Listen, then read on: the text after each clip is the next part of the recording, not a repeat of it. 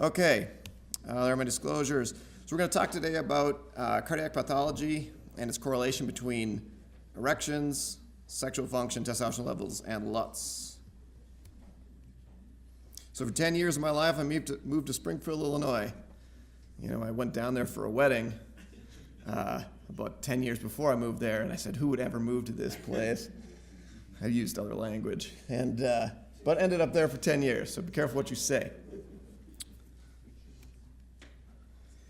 In 2008, I started as an andrologist in Springfield, Illinois. I was the first andrologist there. And I parked on the parking ramp, and every day I'd have to walk by the cardiology clinic, and it was full. And then I'd go up the stairs to my andrology clinic, and it was empty. And I thought, this is clearly a problem. How can I get those patients from there to here? I said, well, can't beat them, join them, right? So I decided that I should do a trial where I try to incorporate the cardiology patients, which I knew had problems, into my clinic and get to know the cardiologist. So somebody else had done this before. Kohler basically had looked at ED prevalence in a cardiac clinic and found this pie graph here that, you know, there's a fair amount of ED in the cardiac clinic. So I said, okay, I'll repeat this. So my main research question was, what is the prevalence of ED, LUTS, and low T in the cardiology clinic waiting room? And then can we better characterize whatever factors they have with these outcomes? So I wrote up a protocol and got some extramural funding from a couple different companies, which was nice. And I decided just to basically include everybody who was in the clinic, who was basically sitting there, and just ask them, do you want to participate or not? They'd fill out a bunch of questionnaires, and then they get some blood drawn, labs drawn, as you can see here. And then we did some chart abstraction because they had a beautiful system. This was part of the Prairie Cardiology group at the time, and they had all this information. So we abstracted all this data so we could really take a close look at what we wanted to by having this all in the database. Okay, so what are some of the results? Well, first of all, when we looked at the ED prevalence of this 200 men that we plucked out of the cardiology clinic, we saw that only about a third of them reported no ED or mild ED. Okay, so that means that 2/3 of the cardiology clinic patients already had ED, and of those, about 50% had never tried PDE5 inhibitors, which is still amazing to me. About 10% had tried and failed PDE5 inhibitors, and the remaining 13% were having success with PDE5Is. And in this pie graph, I defined ED as moderate to severe, so bothersome, etc. So we took a closer look at the risk factors and what determined whether or not you'd have ED or not. Of all the variables we looked, actually only age, which is a known risk factor for ED, and total number of medications ended up being predictors of whether or not you were going to have ED in this particular cardiac cohort. And then when we did relative risks using the NHANES database for moderate to severe ED as the comparison cohort, we see this trend of a comparative risk of 3.2-fold increase of moderate to severe ED in young men, and that risk becomes attenuated as you age. And this makes sense, right? Because you're starting to get other cardiac risk factors, all these other things like blending in, causing ED. So again, the young guys are the one that have the highest risk of having like this combination of cardiac disease and erectile dysfunction. So what about our lab results? So again, here's our mean age, was 67. Our mean BMI was 32, which is pretty much the mean BMI for Illinois. That's probably a generously skinny BMI for Springfield, Illinois. But our total testosterone average result was 300 nanograms per deciliter. SHBG level, which we'll get into in a little bit, was 42. And our calculated free T, which we used by using the total T and SHBG together in an online calculator, ended up being about 5.4 nanograms per deciliter. Now, for the sake of this study, we used a cut point of 6.5 nanograms per deciliter as the normal value of a free testosterone. You can look in the literature and you get all these different normal cut points. You can have 5, the Endocrine Society 6.5, European Endocrine Society 10, some other studies show it. So we picked 6.5. So when you look at the graph here, we see that of the men for total testosterone, 52% or slightly above half were abnormal.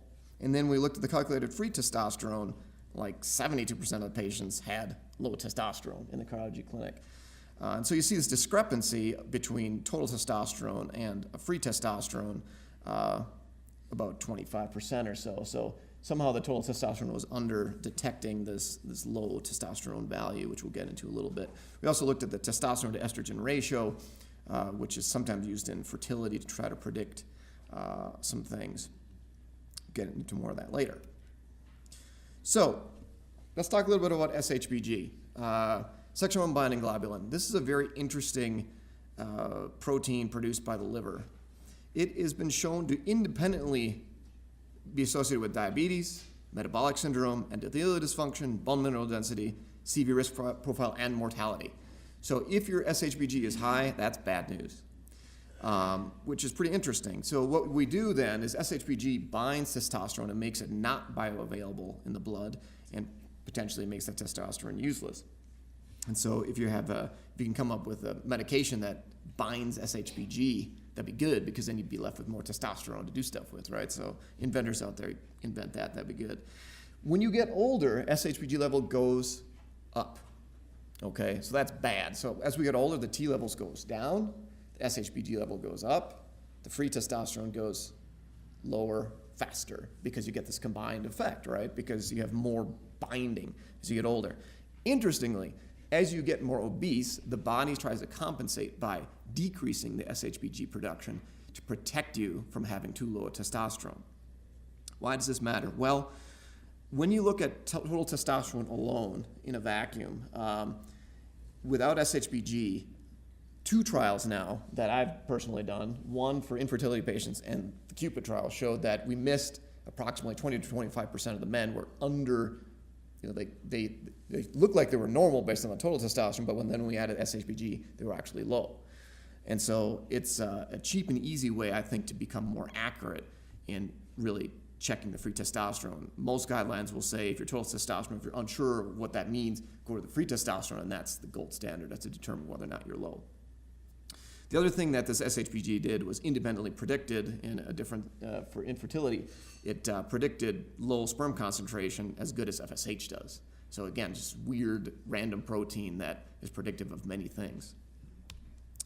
Okay, so just a quick caveat about some other findings from this study. So when we looked at libido, we used question 11 and 12 from the IEF questionnaire, basically asking about sexual desire, etc. And we found that total testosterone alone did not correlate. Estrogen alone did not correlate, but there was a positive correlation with calculated free testosterone, again, trying to get more at the accurate testosterone finding, and the TD ratio. So those were the only 2 things that actually predicted libido based on the questionnaire data. What about ejaculatory function? In the guidelines, if somebody comes in with low testosterone and they have problems with ejaculation, you're supposed to fix the testosterone.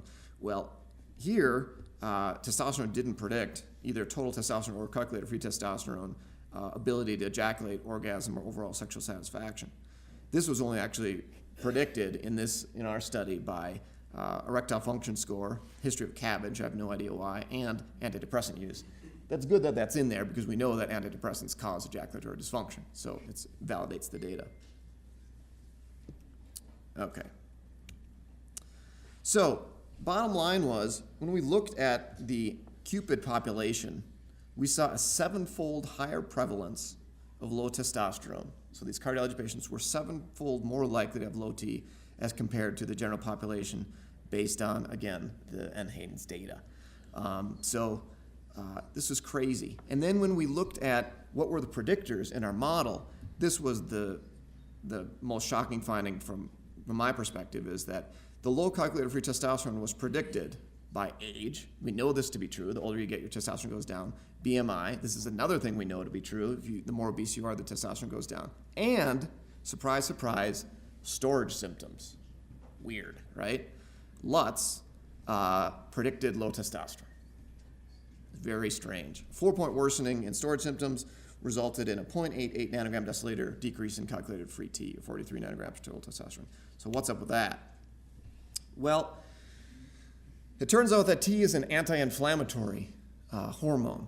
And there's a lot of other studies which I don't have in this presentation, which show a lot of white blood cells and petri dishes. But suffice to say that there's been a lot of work done that shows that if you decrease T levels in the prostate, you decrease DHT levels in the prostate, and that leads to inflammation and problems. So essentially, low DHT leads to LUTS BPH. Does this make sense? Has there been previous work on this? Absolutely. So if you look at previous work from 2006, central obesity leads to increased CRP, IL-6, white blood cell counts, metabolic syndrome, etc., leads to increased IGF, reduced apoptosis, BPH LUTS. So this is not a new concept. If we look specifically at CRP levels, we see this dose-response relationship that the more inflammation that you have, the more LUTS you have. And the one thing I'd have you pay attention to is the symptoms that typically are, that manifest when you have elevated CRP levels or increased inflammation. It's nocturia and straining in men, and it's incomplete emptying and weak stream in women. So, if T is anti-inflammatory, how should TRT affect LUTS? If you're hypogonadal and I give you testosterone, what's going to happen to your voiding? Well, the answer is it gets better. IPSS scores go down. When we did a review of all the literature, there was not one single paper that ever showed an increase in IPSS score or a worsening after you started testosterone. Right? So this is like, heresy, because testosterone on the label says it makes BPH, makes it worse, the stream gets worse. But particularly for the IPSS score, it either gets better or stay the same, but most of the time it gets better. The interesting thing is when you look at the details of the data, sometimes you don't see changes in flow. The flow doesn't get better, but the irritative symptoms seem to get better. But now wait, doesn't T replacement increase prostate size and make the PSA go up and weaken the stream? I think we may have all had patients that we remember that maybe they got testosterone and then they reported that their urination got worse. So how can we make sense of this? Well, it turns out that there's basically this, Mother Nature is not very nice to us. They don't make it very simple. So if you have a very low testosterone, the prostate becomes hypotrophic. That's why when we give androgen therapy, the prostate gets really, really small. But at the same time, we take away the T, we take away the anti-inflammatory effect of the T. So if you have somebody with a hypotrophic prostate and you give them testosterone back, then yes, you will see a return of the prostate to the normal size it was meant to be. And indeed, you may see an increase in PSA and an increase in some voiding problems in terms of stream or flow. But on the other hand, when you take testosterone away, you increase these irritative symptoms, nocturia, that kind of thing. So it's pretty interesting. And then when you ask the patients, what do you care about? Like, you're filling out this IPSS score, that's all fine and dandy, but what's your urinary chief complaint? The answer is almost always universally nocturia. That's what patients care about because they're getting up to pee 4 times a night and they can't sleep. So that's another talk for another day, but essentially we need to do a better job of addressing the actual problem that men have. Just because we can terp them and increase their stream, that doesn't mean you're going to improve what they're there to see you there for, right? So let's go back to my data. When we looked at the actual T in relation to either voiding or storage symptoms, look at this. There were no men with normal calculated free T that had nocturia reported, whereas there were a high percentage of men that had nocturia and they had low calculated free T. So storage LUTS were predictive, and these got close but didn't quite make it, but straining and incomplete emptying. Sound familiar? That was the same symptoms that arise from the CRP data from the other study I showed. All right, so how can we tie this all back together? Essentially, we have a number of mechanisms which tie the prostate to the penis to the heart. So we've got blood flow, we've got urokinase pathways, we've got nitric oxide, things like this. And does this make sense? Is this something that we actually see in clinical practice? It actually is. So what happens when we give men daily Cialis? Their LUTS get better, right? Their erections also get better. What happens to their flow? Unchanged, right? Doesn't help with their flow. So again, we see this model of inflammation, of treating, getting better blood flow to the prostate and the penis through various mechanisms, and they being predictive of one another and being overlapped and linked. So my clinic ended up filling up, and indeed the collaboration that I had with the cardiologists because of this study led to Zen, and that's why they knew me, and that's why I actually did the study that we talked about earlier this morning. So in summary, male cardiac patients are 7 times more likely than the general population to be hypogonadal. Should this prompt more screening in the cardiology clinic for low T? I would argue yes. Nearly 1/3 of patients with symptomatic hypogonadism would have been missed by using the total testosterone assay alone. And I argue that SHBG is a cheap and easy test, which I get in all my patients, and then I put it into an online calculator, and that gives me the free testosterone, and I think that gives me a more accurate sense of whether or not I should do something. Again, we see this recurrent theme from earlier this morning that cardiac patients, especially under the age of 60, are 3.2 times more likely to have an ED, and these are the guys that we should target earlier and treat so we can improve their overall health. And then finally, and the thing that I think is the most important from this talk is, if somebody has storage LUTS, nocturia, we should check their T and see if it's low, because it tends to be a predictor. And it really challenges the dogma about T worsening LUTS. As a matter of fact, it says the opposite. So that's all I have. Thank you.